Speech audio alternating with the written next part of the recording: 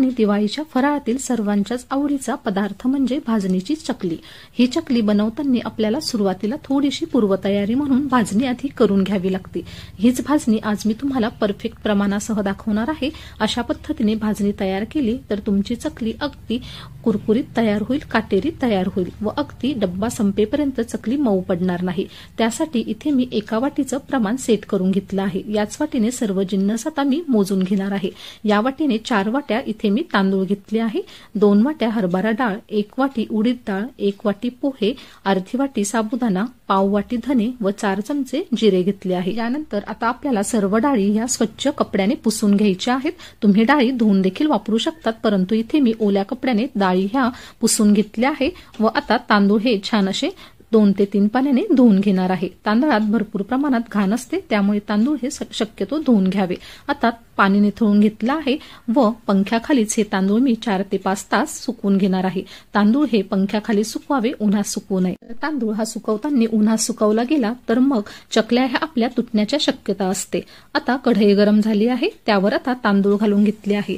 तांदूळ भाजताना आपल्याला low to medium फ्लेमवरच हे छान असे सतत हलवत भाजून घ्यायचे आहे। त्यामुळे तांदूळ हे छान असे एकसारखे भाजले जातात व हलकासा छान असा सोनेरी रंग येतो। आता 5 मिनिट झाले आहेत, तांदूळ छान हलके झाले आहेत व छान फुलून आले आहेत व रंग देखील तुम्ही बघू शकतात अतिशय छान आला आहे। एकसारखा रंग या तांदूळाला आला आहे। यापेक्षा जास्त तांदूळ भाजू नये। आता त्याच कढईत आपण 2 वाट्या हरभरा डाळ घातली आहे। डाळ ही आपण स्वच्छ कपड्याने पुसून घेतली आहे। आता मध्यम आचेवर डाळ देखील खमंग भाजून घेतली आहे। त्यानंतर आपल्याला 1 वाटी उडीद डाळ घ्यायची आहे। उडीद डाळ देखील आपण पुसून घेतली आहे व खमंग अशी भाजून घेतली आहे। त्यानंतर 1 वाटी पोहे घेतले आहे। आता पोहे घेताना तुम्ही जाड किंवा पातळ कुठलेही पोहे वापरू शकतात।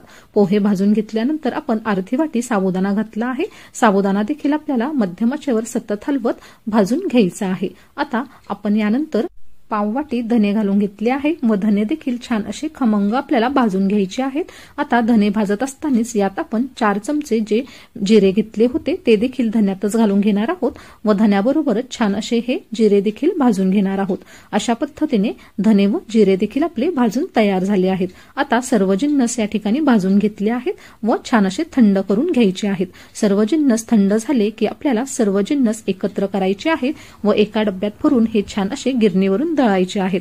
गिरणीवर आता दळताना एक गोष्ट लक्षात ठेवायची आहे, ही भाजणी दळताना गव्हाचं, ज्वारीचं किंवा बाजरीचं या पिठावर न दळता फक्त तुम्हाला हे पीठ दळताना हरभरा डाळ किंवा तांदळावरच दळायचे आहे, म्हणजे चकल्या ह्या मऊ पडणार नाही, छान अशा कुरकुरीत होतील। मी तुम्हाला परफेक्ट असं हे भाजणीचं प्रमाण सांगितलं आहे।